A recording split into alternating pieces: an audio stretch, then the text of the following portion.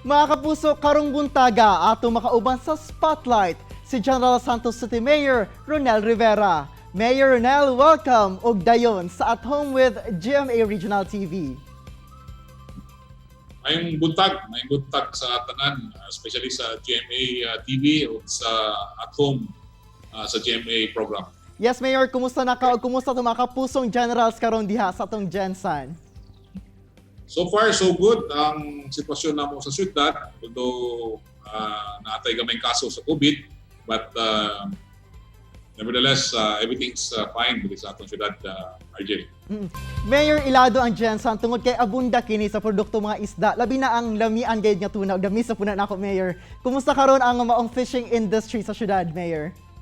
Kapay makasurpas bilang syudad nga abundado sa tuna nato. So sa karon, siyempre naagay mga challenges, mga hagit nga giatubang ang atong syudad, labi na gyud sa problema sa transport. When it comes to fishing, walay problema ang mga produkto. Ang paglihok lang sa produkto sa export o sa local nga market, medyo na-challenge, no, because pag-cancel sa mga flight. But so far, so good man, no? Mayor, speaking of sa manpower diha sa itong mga fish port complex o sa itong mga canneries sa GenSan, ginaunsan ito pag-manage na magpabilin gyapon ang operation aron magpadayon ang atong fishing industry diha sa GenSan? Well, siyempre, ang atong gi-impose lang sa ilahan, ang atong social distancing, no, ang kaning gitawag na minimum health requirement nga dapat sundon nila. Kay kabaluta, ang pagkaon yun, dapat tuloy-tuloy ang produkto, tuloy-tuloy ang pagdagan. Kay dili naman ang atong syudad, ang ginasuportahan ni apil ang national, apil ang international, no, all over the world. Sila ang mga tuna na kapag kinasalalang sulok sa kalibutan. So, continue sa ilang operation, even katong Finance Committee quarantine ta. Yes, Mayor, nailata isip tuna capital of the Philippines. Unsa kadako nga tabang ang fishing industry sa ekonomiya sa GenSan ug karon nga dunay pandemya, Mayor, unsa pod kadako ang epekto niini sa atong economy? Well, number one, syempre, no, kining atong produkto na ilhan kini sa tibok kalibutan, naton sa Pilipinas. So dito ginapadala nato. In fact, sa mga canneries nato, morning the supply sa mga dagkong food chain sa both sa Asia, Europe, and North America, no, muna siya ang importante nga gadagan lang gyapon ang ekonomiya sa atong syudad. Well, sa karon ang sa canneries wala ko'y nakita gamay problema no, kay continuous man ma-export nato ang mga produkto.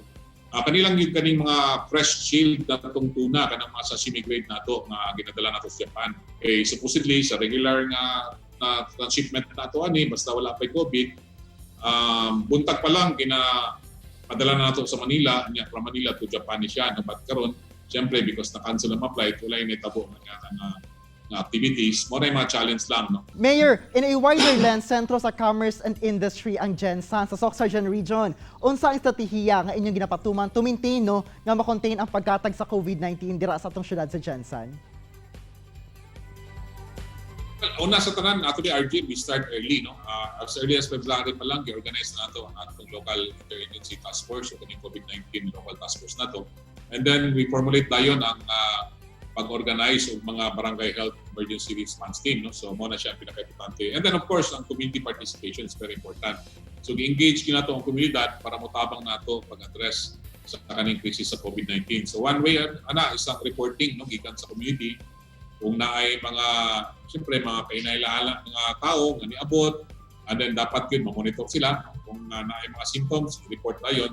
Subay ni Ana Mayor, unsa mga priorities karon sa LGU GenSan nga naka-MGCQ na ang atong syudad ug nahibalaan po namo, Mayor, sa usa ka interview nimo, no, daghan po nangutan na kung unsay update ni imong gimension nga bawal ang mag-date pa sa karon. Well, so far, siyempre kanong MGCQ, ang atong concentration is how we can restart ang ekonomiya sa atong syudad, no? So importante yun nga, siyempre ang gusto nato na mabalik tong sipa sa ekonomiya, mabalik tong trabaho, but kabalugitan na naagyapoy maapektuhan because really nga dili na nato ma-control, no? Considering na ang atong syudad tuloy ilado po di lang sa tibok Pilipinas but sa laing kalibutan because of tuna products. So ang atong main concentration right now is to restart ang ekonomiya sa atong syudad and ibalik ang mga trabaho nung nawala during the crisis. So muna operated na to, RJ. Mayor, ang tubag daw sa pangutana sa itong mga kapuso sa GenSan, unsa daw itong bawal ang mag-date-date? Effective pa ba na gihapon to karon? Well, siyempre, no, ang ato lang hangyo sa karon sa atong mga kaigsunan, labi na atong mga residente nga bawal sa ang main lab, no, bawal sa mag-date because crisis man ta karon, no. So importante nga nagya po ng social distancing, no, magtigom kita kwarta para pag maluwas ta ning COVID-19 na kitay pang ayuda sa atong paglimod sa atong pamilya. Mayor, una ta matapos na atay sort of game. Complete the sentence. Ready na ka, Mayor? Okay, sige, go. Okay, Mayor, first question. Ikapanghambog sa GenSan ang? Siyempre, ang GenSan, home of the champion. So, ipanghambogin na mo ang mga generals. Ako si Mayor Ronnel Rivera ug mahilig ko sa? Well, mahilig ko sa isda, no? Mukha og isda. So, muna ang paborito ako dito. Okay. Daghang kayong salamat sa imong pag-uban kanamo, General Santos City Mayor Ronnel Rivera ug at home ka pirmi with GMA Regional TV. Daghang kayong salamat, Mayor.